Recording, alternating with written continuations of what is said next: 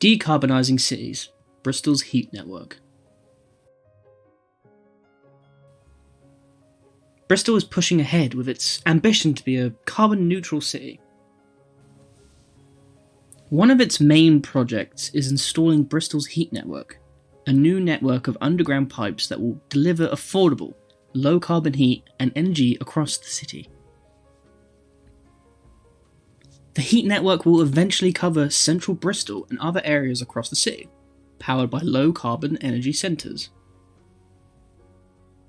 Heat networks draw their heat from many different sources, from the river to sewers to underground geothermal.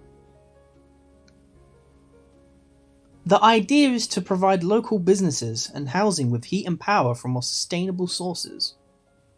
Heating and hot water currently account for 40% of energy-related carbon dioxide emissions worldwide, and 40% of Bristol's emissions come from heating homes and workspaces.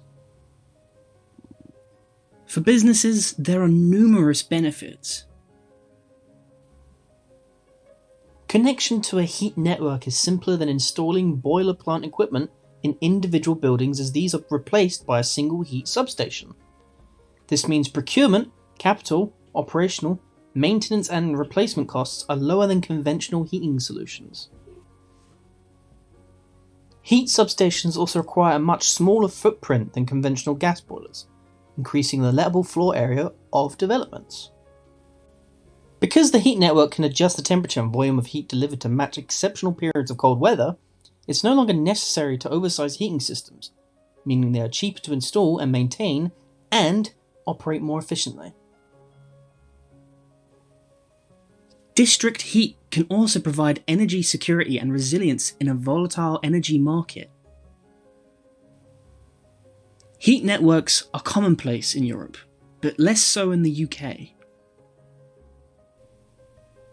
Copenhagen is a great example of a heat network success story, forming a cornerstone of the city's plan to be net zero carbon by 2025. Greater Copenhagen's district heating system supplied power to 64% of the city's households in 2019.